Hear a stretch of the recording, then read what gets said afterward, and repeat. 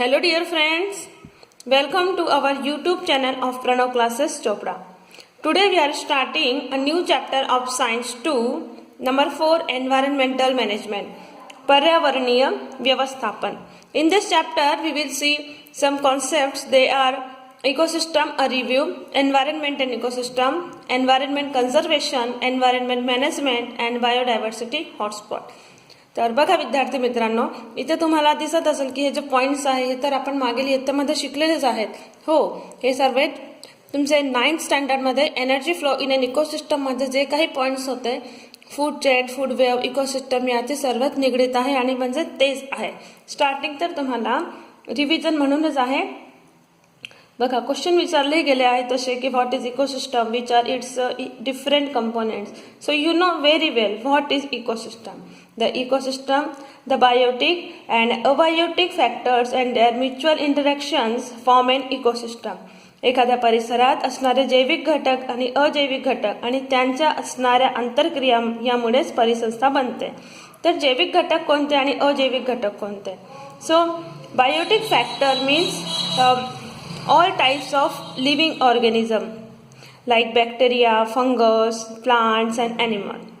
And abiotic factor means air, water, soil, sunlight, temperature, humidity, etc. Question 2. Which are the types of consumers? What are the criteria for their classification? Consumer चे प्रकार कोणते आहे?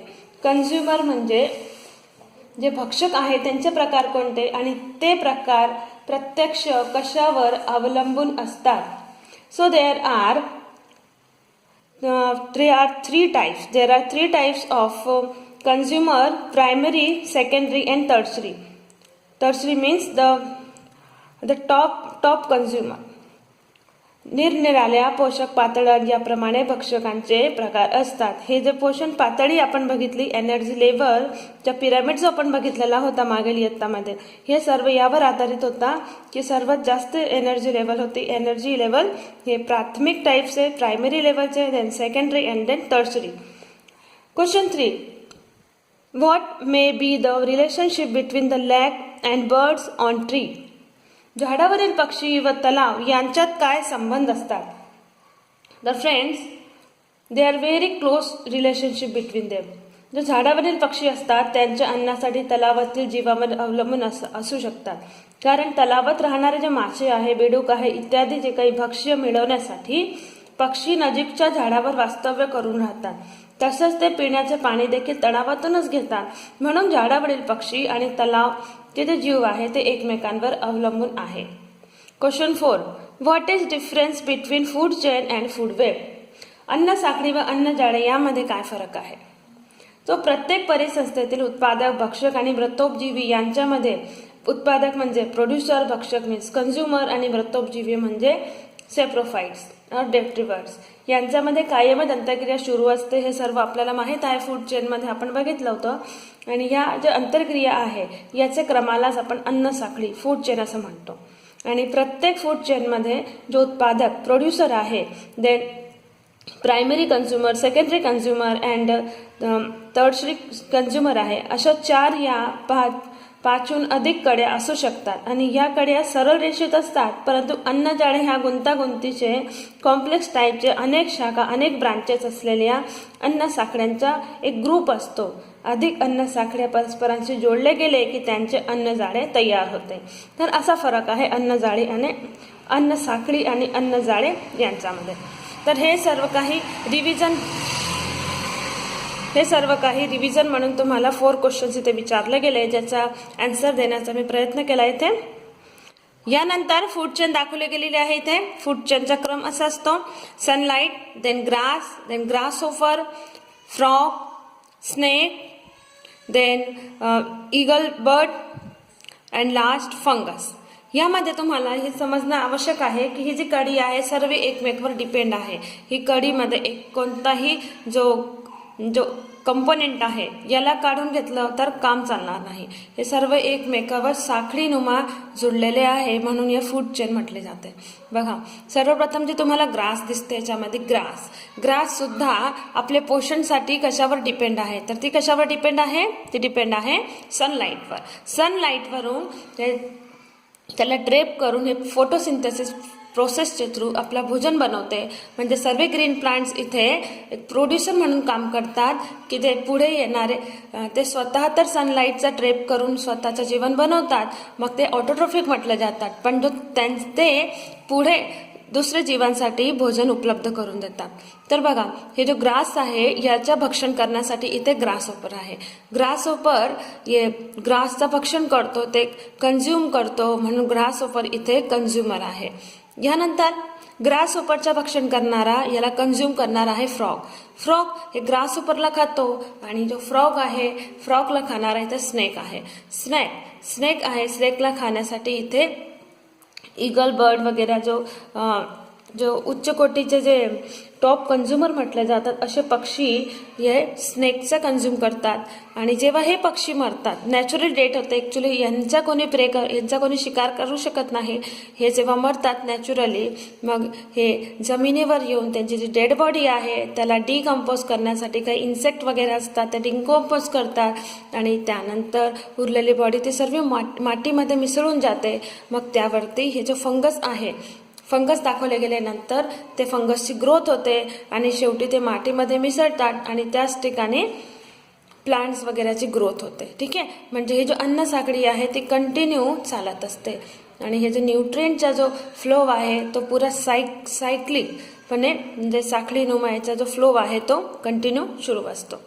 तर ही होती food chain. तर यानंतर दाखवलं गेलं आपलं first concept, that is ecosystem a review.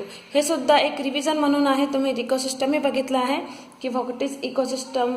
So Biotique and abiotic factor जे असतात and their interactions with each other is called ecosystem.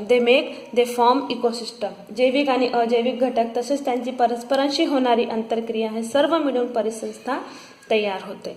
And then each factor plays very important role in this ecosystem. Producers like plants are important. Herbivores like deer, goats, sheep, cattle, horses, camel, etc. feeding upon producers are also important. यानंतर जो हर्बिव्हरस आहे, dear, got हे जे प्राणी आहे जे प्रोड्युसरला खाऊन प्रोड्युसरवर depend राहतात. प्रोड्युसर्स म्हणजे प्लांट्स, ग्रीन प्लांट्स, त्यांच्या भक्षण करून ते स्वतःचं पोषण करतात, ते सुद्धा इथे इम्पॉर्टंट आहेत. प्रेडेटर्स, आता प्रेडेटर्स म्हणजे भक्षण करणारे. Predators like lion and tiger, which prevent the overpopulation of herbivores, are also equally important. जो प्रेडेटर्स म्हणजे जो शिकारी प्राणी आहे, जसे लॉयन आहे, टायगर आहे, लॅपर्ड आहे, बेअर आहे, हे सुद्धा जो हर्बिव्हरसची ओव्हर पॉप्युलेशन आहे त्यांची संख्या प्रमाणाचे बाहेर वाढणे म्हणजे ओव्हर पॉप्युलेशन जे आहे ते ओव्हर पॉप्युलेशन होऊ देत नाही. मग ते सुद्धा यामध्ये इकोसिस्टममध्ये तितकेच महत्त्वाचे असतात. A question may arise in our mind that whether the caterpillars found in nature, organisms present in the filthy places, termites, insects present in dung are really useful. मग एक क्वेश्चन इथे येतो आपल्या माइंडमध्ये की का कॅटरपिलर जो नेचरमध्ये सापडते, कॅटरपिलर आणि ऑर्गॅनिझम्स आहे, जे असे ऑर्गॅनिझम टर्माइट्स आहे, इन्सेक्ट्स आहे, जो डंगमध्ये सुद्धा है ना, शेण वगैरेमध्ये सुद्धा ते जिथे दिसतात, मग ते काय युजफुल आहे, तर हो ते सुद्धा इम्पॉर्टंट आहे. त्यांचंही आपलं एक महत्त्व आहे. ॲक्च्युली कसं असतो, जितकेही प्राणी आहे ते कशावर तरी डिपेंड आहे. ठीक आहे, आणि त्यांच्या भक्षण करणारे सुद्धा इथे दुसरे प्राणी पृथ्वीवर आहेत. मग ह्या ठिकाणी जे आपण अन्न साखळी बघितली, यामध्ये जो प्रत्येक कडी इम्पॉर्टंट आहे त्याचं कारण असा की ते ज्याच्यावर डिपेंड राहतो त्याची ओव्हर पॉप्युलेशन होऊ नये आणि यांची ओव्हर पॉप्युलेशन होऊ नये, त्यांची संख्या प्रमाणाच्या बाहेर होऊ नये, म्हणून त्यांच्याही भक्षण करणारे पुढे जीव आहे. तर म्हणून प्रत्येक जीव इथे महत्त्वाचे असतात. आणि जो पर्टिक्युलरली जर बघितलं की जो टर्माइट्स आहे, इन्सेक्ट्स आहे, तर हे दुसऱ्या जीवांना आपला भोजन तयार करून देतात. स्वतःच दुसऱ्या जीवांचं भोजन तर आहे, तसं हे डिकम्पोज करण्यासाठी सुद्धा इथे कामात येतात. डिकम्पोजिशन खूप महत्त्वाची प्रोसेस आहे, जे एक प्रकारे डेड बॉडीज आहे, डेड बॉडीज जे जंगलामध्ये असते, निर्जन जागेवर डेड बॉडीज असते, लहान लहान जीव, लहान मोठे जीव नेहमी मरत असतात. तर नॅचरली डेथ वगैरेने किंवा शिकार झाल्यावरती शिकारी प्राणी डेड बॉडी खाल्ल्यानंतर जे काही अवशेष उरतो, मग त्यांच्या डिकम्पोजिशनसाठी असे लहानसे मायक्रो ऑर्गॅनिझम तेच असतात जे डिकम्पोज करतात आणि शेवटी त्यांचं जो न्यूट्रंट आहे ते मातीमध्ये मिसळून देतात. म्हणून हे जे लहानसे जीव आहे ते सुद्धा इथे युजफुल आहे. लक्षात येतोय? हां, यानंतर विचारलंय की however those organisms are also important through they are dirty. हां, या ठिकाणी असे ऑर्गॅनिझम जे की खूप खराब म्हणजे डर्टी आहे ते सुद्धा इथे कामात येतात. They are responsible for cleaning the environment. असे कितीही प्राणी आहे आपल्या पृथ्वीवर जे स्वतः तर डर्टी आहे, पण ते डर्टी जे आहे वस्तू त्यांना क्लीन करण्यासाठी म्हणजे पर्यावरणाला शुद्ध ठेवण्यासाठी, तिथे डिकम्पोज करण्यासाठी ते तिथे कामात येतात. म्हणून there are very important role of that type of animals too. It means that our existence is due to these factors present around us. म्हणून आपण सांगू शकतो की आपला जो अस्तित्व आहे ते हे सर्व प्राण्यांच्या प्रेझेन्समुळेच आहे, कारण सर्व काम आपण करू शकणार नाही. Hence we should care for all this factors. म्हणून आपल्याला हे जितकेही फॅक्टर आहे, जितकेही प्राणी आहे, ॲनिमल्स असो किंवा प्लांट्स असो, सर्वांची जी केअर करणे आपलं ह्या ठिकाणी ड्युटी होऊन जाते. विविधता जी आहे, बायोडायव्हर्सिटी आहे पृथ्वीवर, त्याला जपून ठेवणे, त्यांचा कन्झर्वेशन करणे हे मेनकाइंडचंच काम आहे. याच्याच पुढे इकोसिस्टमचा एक चार्ट कंप्लीट करण्यासाठी दिला गेला होता, ज्याला मी येथे फिलअप करून ठेवलेला आहे. तर याला एक्सप्लेन करूया आता. इकोसिस्टमचे दोन कंपोनेंट, एबायोटिक अँड बायोटिक. मग एबायोटिक कंपोनेंट्समध्ये येतात physical factors and chemical factors. यात फिजिकल फॅक्टरमध्ये येतात air, water, vapour, minerals, soil, sunlight. म्हणजे असे फॅक्टर जे आपल्याला फिजिकली फील होतात, आपल्याला दिसतातही किंवा फील होऊ शकतात, ज्याचा आपण वापर करतो फिजिकली.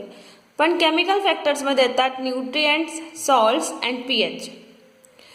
त्यानंतर फिजिकल फॅक्टर तर हे आपण इथं डायरेक्ट घेतो, पण केमिकल फॅक्टरची साखळी पुढे जाते आणि न्यूट्रिएंट, सॉल्ट्स अँड pH पैकी यांचं वर्गीकरण होतो इनऑर्गॅनिक सबस्टन्सेस अँड ऑर्गॅनिक सबस्टन्सेसमध्ये. काही न्यूट्रिएंट्स आहे ते इनऑर्गॅनिक सबस्टन्समध्ये येतात, काही सॉल्ट्स इनऑर्गॅनिक आहे, तर काही सॉल्ट आणि न्यूट्रिएंट जे आहे ऑर्गॅनिक सबस्टन्समध्ये सुद्धा असतात. तर या ठिकाणी इनऑर्गॅनिक सबस्टन्स म्हणजे असे पदार्थ ज्यामध्ये कार्बन नसतो, म्हणजे कार्बोहायड्रेट, कार्बनची उपस्थिती नाही आहे, तर ते इनऑर्गॅनिक सबस्टन्सेस झाले. It means hydrogen, oxygen, nitrogen, calcium, iron, sodium and potassium. तसंच ऑर्गॅनिक सबस्टन्समध्ये येणारे मग आहे प्रोटीन, कार्बोहायड्रेट्स अँड फॅट्स. हे असे पदार्थ आहे ते आपल्याला मेनली आपल्या शरीरामध्ये ज्याची गरज असते, म्हणजे न्यूट्रिएंट म्हणून आपल्या शरीरामध्ये असतात. मग हे पूर्ण झालं इथे लेफ्ट साईडला एबायोटिक कंपोनेंट्सचा पार्ट. ह्यानंतर आहे बायोटिक कंपोनेंट्स. बायोटिक कंपोनेंट्समध्ये सर्व लिव्हिंग ऑर्गॅनिझम्स येतात. लिव्हिंग ऑर्गॅनिझम्स जे आहे ते बायोटिक कंपोनेंट म्हणून इकोसिस्टममध्ये असतात. तर बायोटिक कंपोनेंटचे दोन प्रकार, पहिले ऑटोट्रॉफिक आणि दुसरा हेटरोट्रॉफिक, म्हणजे स्वयंपोषी आणि परपोषी. स्वयंपोषीला आपण म्हणतो प्रोड्युसर्स, म्हणजे उत्पादक म्हणून फक्त प्लांट असतात, ग्रीन प्लांट्स जे स्वतःचं भोजन बनवू शकतात आणि स्वतःवर अवलंबून आहेत. ठीक, मग प्लांट नंतर इथे साखळी थांबते आणि आता चालले आपण हेटरोट्रॉफिककडे. हेटरोट्रॉफिक म्हणजे असे परपोषी कंपोनेंट आहे, त्यामध्ये कन्झ्युमर, ॲक्च्युली इथे ॲनिमल्स लिहिलं होतं, पण इथे बघा प्रोड्युसर, कन्झ्युमर आणि डिकम्पोजर हे तिघही प्रकारचे अन्न साखळीमध्ये जीव असतात. ठीक आहे, म्हणून आपण ॲनिमल्सला इथे कन्झ्युमर लिहू शकतो इथे. आणि हेटरोट्रॉफिकचे दोन प्रकार म्हणजे कन्झ्युमर आणि डिकम्पोजर. कन्झ्युमर जे भक्षण करतात म्हणजे जे उपभोक्ता आहे ते, आणि डिकम्पोजर म्हणजे विघटक. मग इथे कंझ्युमर म्हणजे सर्व ॲनिमल्स याच्यामध्ये येतात, ठीक आहे, कारण प्रोड्युसरमध्ये सर्व प्लांट्स केले तर कंझ्युमरमध्ये राहिले सर्व प्रकारचे ॲनिमल्स. मग ॲनिमल्स हे आणि डिकम्पोजरमध्ये आले बॅक्टेरिया, असे सूक्ष्मजीव जे आपल्याला दिसत नाही पण ते डिकम्पोज करण्याचं काम करतात. तर आता ॲनिमल आणि बॅक्टेरिया हे दोघंही मिळून पुढे जाऊन प्रायमरी कंझ्युमर, सेकंडरी कंझ्युमर आणि टर्सरी कंझ्युमर म्हणून इथे काम करतात. तर अशा प्रकारे इथे हे पूर्ण झाला इकोसिस्टमचा चार्ट.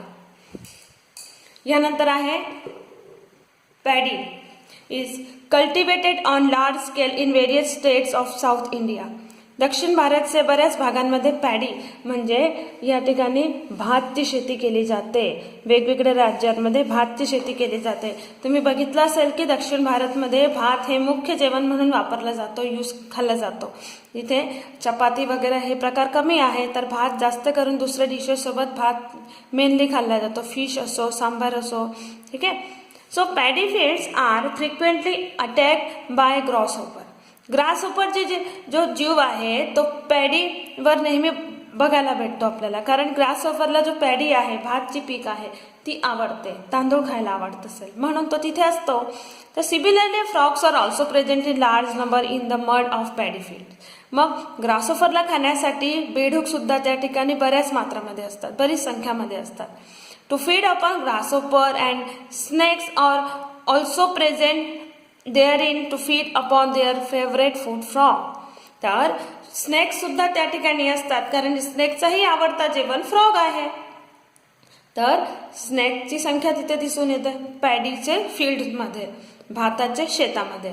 तर अशा पद्धतीने पॅडी नंतर ग्रॉसहोपरसाठी फ्रॉग आणि फ्रॉगला खाण्यासाठी स्नॅक, अशी ही अन्न साखळी तिथे तयार झालेली.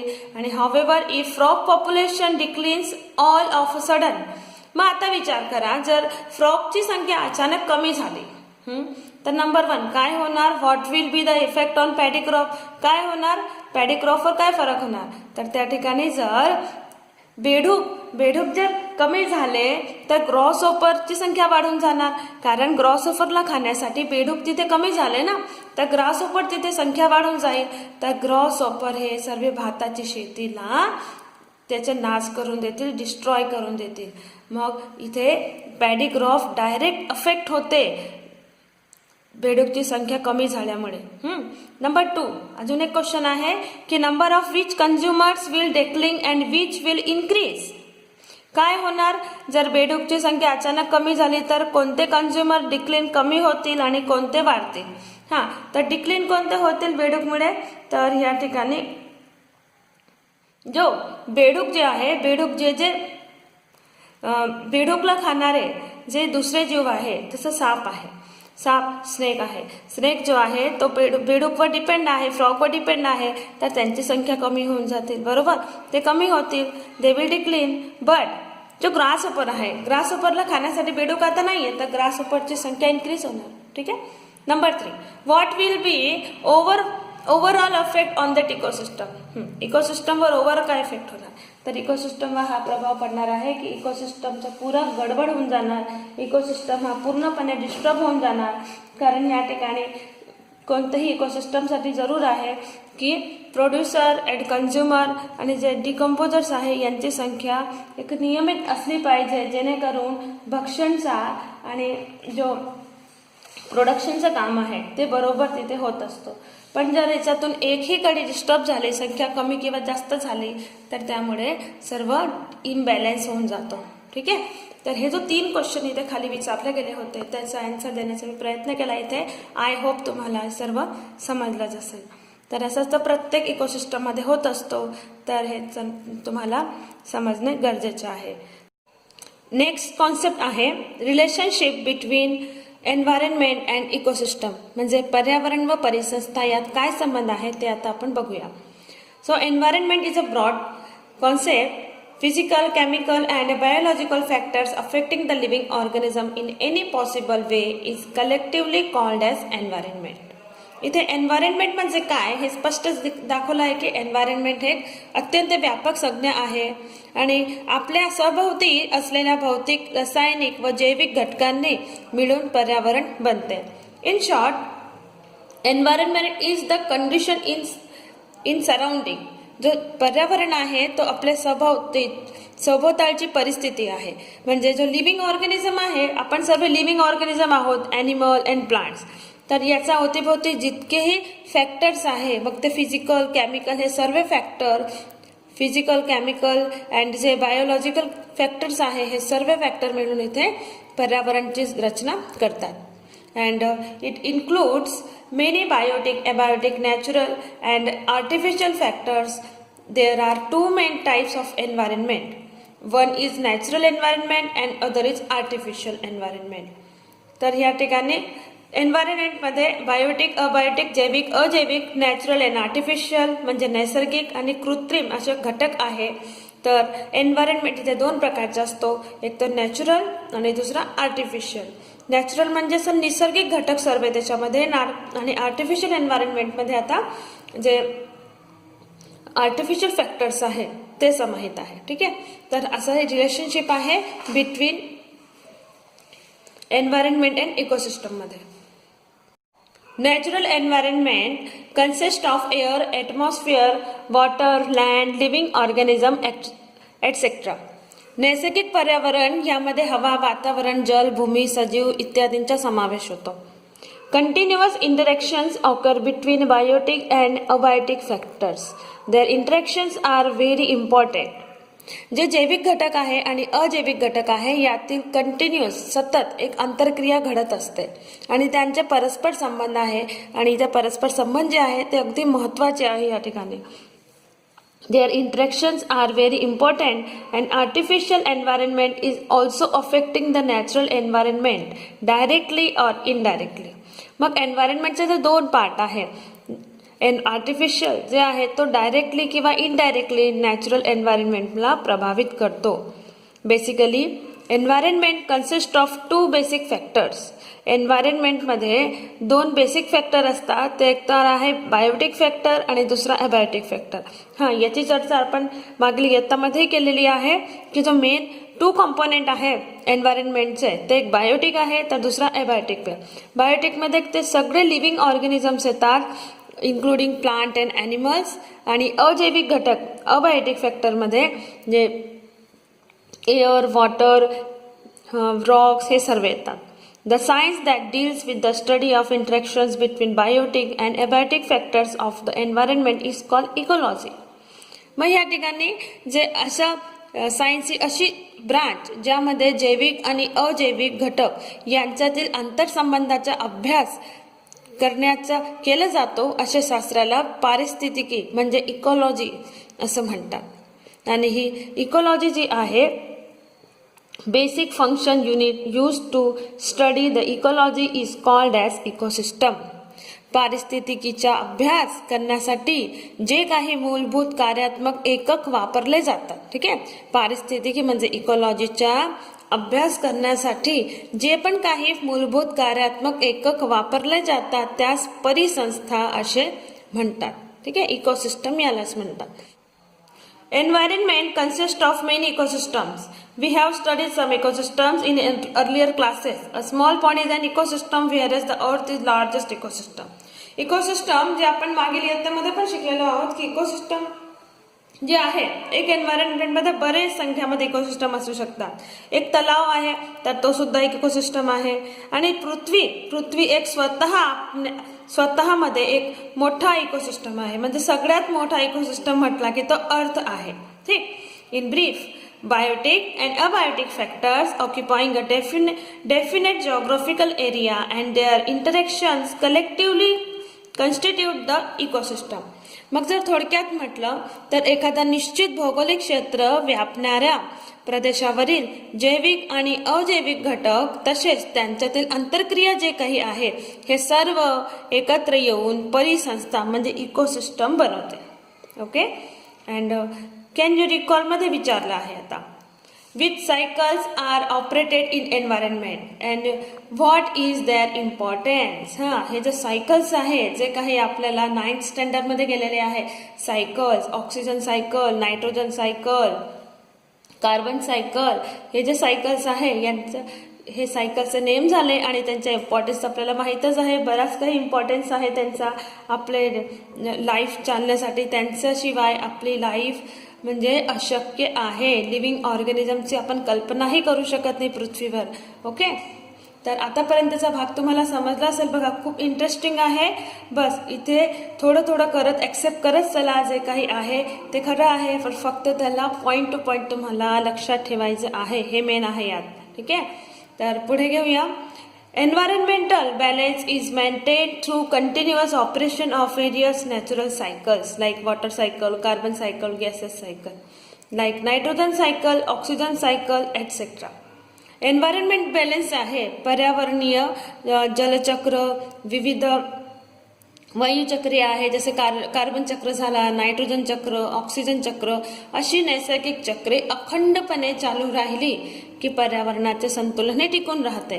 कारण एका वेळेस सगळे चक्र हे चालू राहिले म्हणजे पर्यावरणमध्ये सर्व काम व्यवस्थित चालतात. ॲटमॉस्फिअरचं संतुलन हे टिकून राहतो. And environmental balance is also maintained due to various food chain of ecosystem. परिसंस्थेतील विविध अन्न साखळ्यांमुळेही पर्यावरण संतुलन कायम राहते. ओके, अँड ह्यानंतर पुढचा कॉन्सेप्ट जे आहे ते आहे एन्व्हायरमेंटल कन्झर्वेशन. बट हा कॉन्सेप्ट एक ब्रॉड कॉन्सेप्ट आहे, म्हणून आता याला पुढच्या लेक्चर व्हिडिओमध्ये बघूया. मग आज आपण बराच काही इंट्रोडक्टरी पार्ट बघितला. त्यामध्ये आपण बघितलं की इकोसिस्टम रिव्ह्यू, एक चार्ट बघितला इकोसिस्टमचा, ज्यामध्ये आपण सर्व काही कंपोनेंट जे इकोसिस्टमचे असतात त्याच्यावर चर्चा केली. आणि त्यानंतर relationship between environment and ecosystem हे पण आता आपल्याला क्लिअर आहे. तर आय होप आजचा जो कॉन्सेप्ट होते हे तुमचे क्लिअर झाले असेल आणि व्हिडिओ आवडला असेल तर प्लीज लाईक करा. Thanks for watching.